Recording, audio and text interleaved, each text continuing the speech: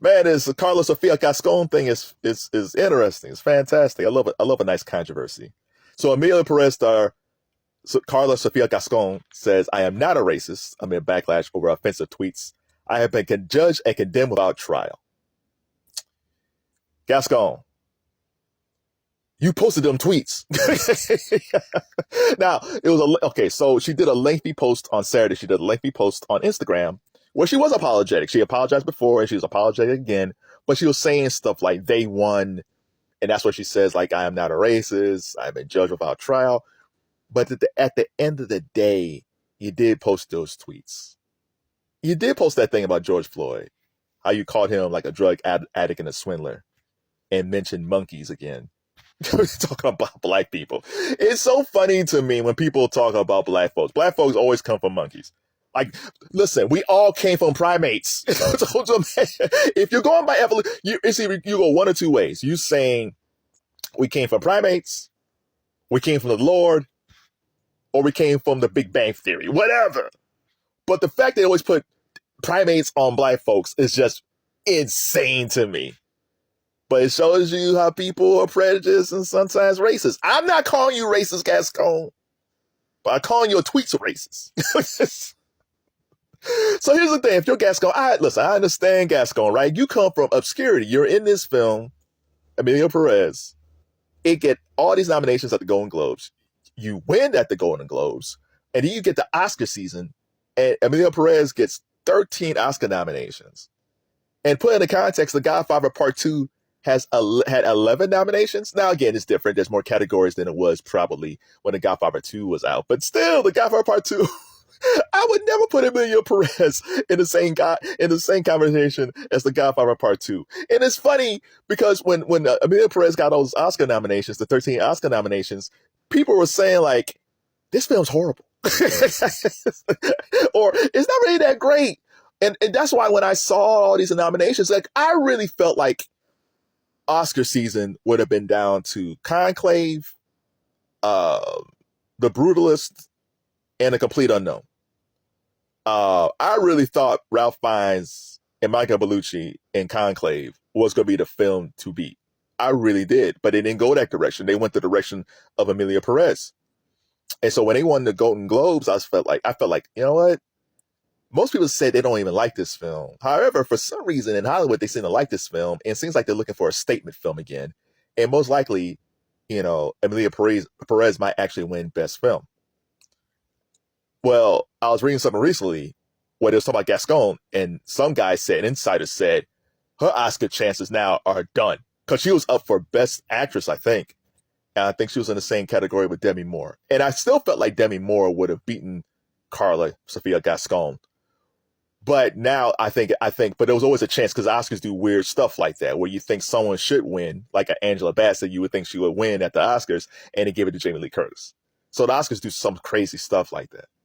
So even though people probably felt like Demi Moore would win the Oscar, they could have gave it to Karla Sofía Gascón just to kind of mess everything up.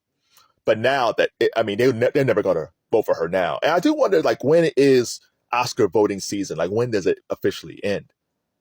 Because like a week and a half ago or a week ago, it seemed like Emilia Pérez was going to win a bunch of awards. So now I wonder how's this going to affect Zoe Saldana, because Zoe Saldana's up for Best Supporting Actress, and she was up against Felicity Jones in The Brutalist. I love Felicity Jones. She's a really good actress. We don't see her enough.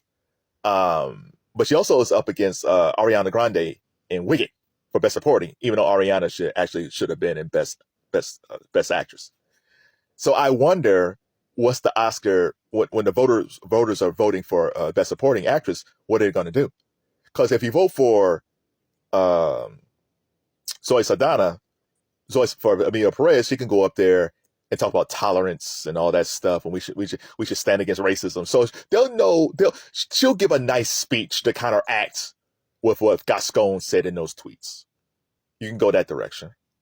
Or people might be like, you know what? Enough of this film already. I don't understand it. It's wacky. I'm done with it. So then they could go with The Brutalist, because I think moving forward, I think The Brutalist will probably end up winning everything. And even though Felicity Jones, I don't think has won anything, they could give it to Felicity Jones for The Brutalist. Or the ultimate feel-good story is give the award to Ariana Grande for Wicked, which I don't think is going to happen. But if you want a real feel-good story, they can give it to Ariana because she's going to be very appreciative and very happy and talk about her Nana, who was like a little girl when she saw the Wizard of Oz. Like, it's a whole thing with Ariana, right? So if you just want to, like, oh my God, Ariana, oh, Ari was so great. So if they want a feel-good story, best supporting will probably go to Ariana Grande.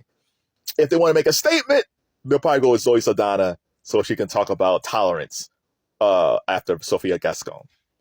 And I do wonder if you're the producers and the stars of Emilia Pérez, do you want Karla Sofía Gascón at the Oscars? She probably wants to be there. She said, I am defiant. I'm not going to hide. They're trying to silence me. I am showing up. And that cast and that crew and those producers like, yeah, about that.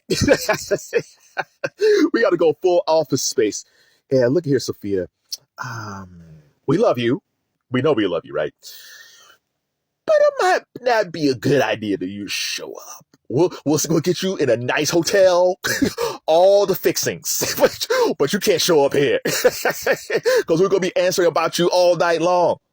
So that's gonna be so interesting what they're gonna do with her, because I know she wants to show up, and I know they probably don't want her to show up. Oh, that's a mess. The ratings might spike because of that. This might actually be good for the ratings because of this whole Sofía Gascón and Emilia Pérez thing. But here's the thing. Just say, listen, I put out those tweets. I was wrong. I apologize to George Floyd's family. I apologize to black folks. I apologize to Muslims. I apologize to everybody that I talked about. And this is on me. I'm going to go to therapy. I was ignorant back then. I probably was racist. I didn't know it, but I'm going to fix myself because I can't talk about trans rights and be a racist. How can you stick up for trans people? Know what trans people go through. How can you stick up for trans people? And we don't talk about enough about trans women being murdered, on a regular basis, because it does happen. And the media doesn't talk about it. I don't know how you speak up for trans people, but then say prejudiced stuff about black folks and Muslims. How can you do that? My mind doesn't work that way. People are trash. Oh my God. So what do you guys think? I think Emilia Pérez needs to just stop talking. I just say, just stop. Just apologize, and that's it. Here's the thing also. If you have tweets that you might have said stuff in the past, let's say you somehow you stumble on a great job, or you stumble like her, like you made this independent film, you didn't think anything of it, and now you're an Oscar person. If you feel like you said something back in the past, if you posted something on Facebook or Instagram or X or Twitter back in the day, if you posted anything that you think might not be a good thing, I would say delete it. I know it sucks when you have to delete all your stuff, but I would say delete it. And if you feel like, listen, there's stuff I posted like a couple of years ago I probably forgot about. And let's say I get into a really high power position somehow. I'm sure they'll probably say, hey, Kevin, have you said anything in the past that might get you in trouble? I was like, nah, I'm good. It's like, yeah, just in case, we're going to delete everything up to 2004. No, 2024. We're going through the Bush administration, Obama, Trump 1, Biden. We're going to take all that out because we know how you think and we don't trust you. So yeah, if you got some stuff back in the day, just knock it out. Just delete it. Don't be like Karla Sofía Gascón, and don't try to be defiant. You said it. Take responsibility. You said it. You might have forgotten about it, but you said it. Apologize. Get some therapy. And just move ahead. But once again, you can't speak for others' rights when you're putting down others' rights. That ain't right.